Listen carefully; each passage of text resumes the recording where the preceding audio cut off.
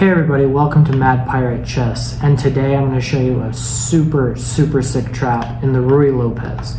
So if anybody plays the Ruy Lopez, you're in for a treat. So e4, e5, knight f3, knight c6, bishop e5. It's the beginning of the Ruy Lopez.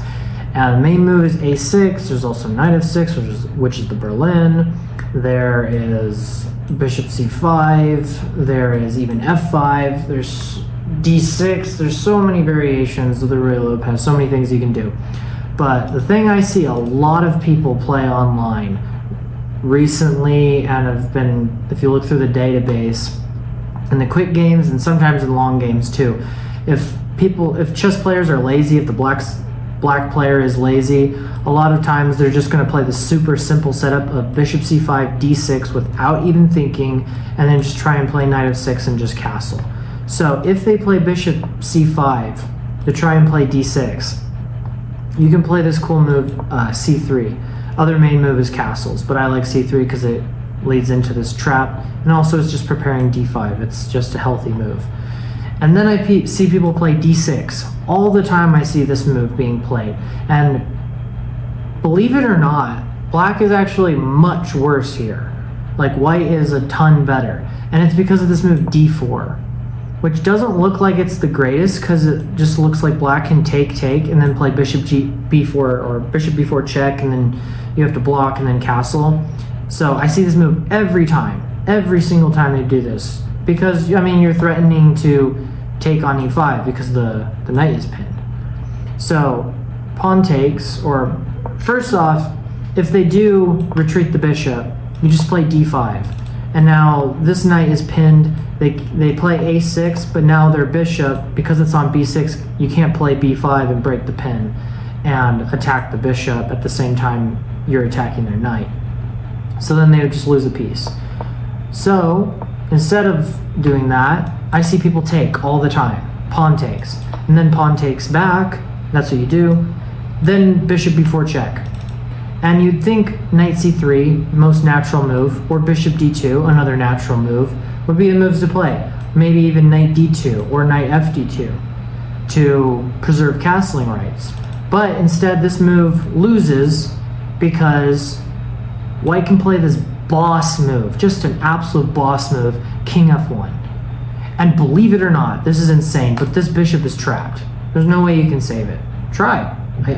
I challenge you to try and save this bishop, because white's plan is to go queen a4, take this knight, and then take the bishop. And there's nothing you can do to stop it.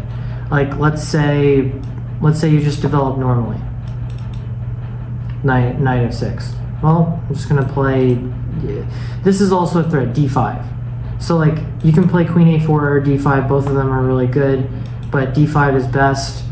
You can't really save the knight.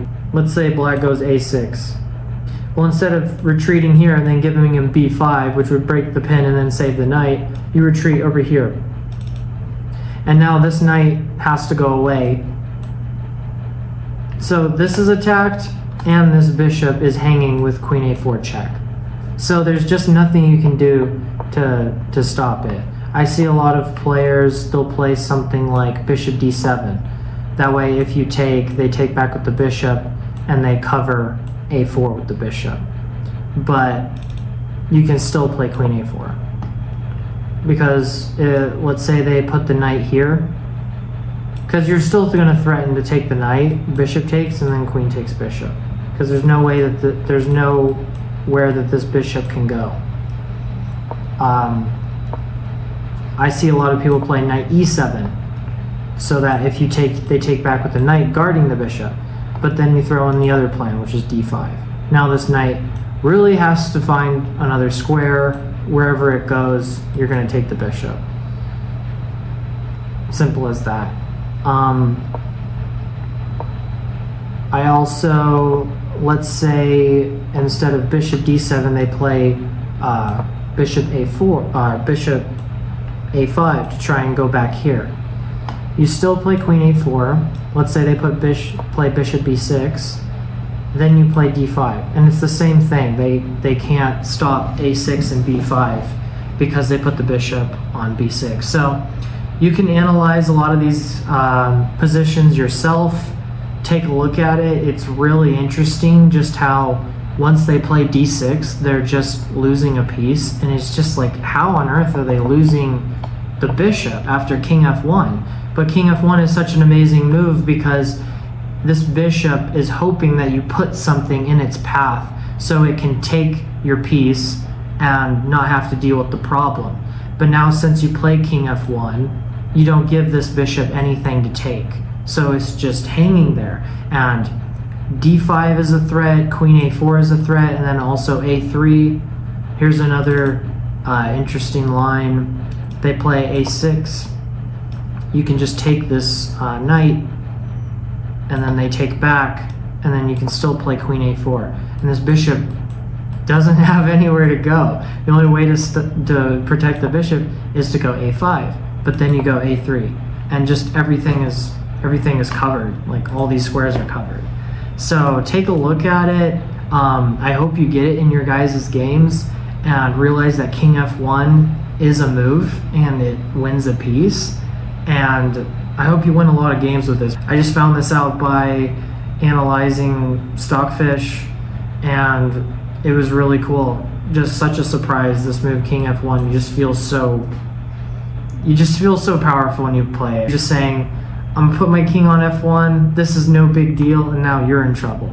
So yeah, I hope you guys get it in your games and have fun, and I hope you can use it. It's a really cool trap. Anyway, I'll see you guys later. Peace out.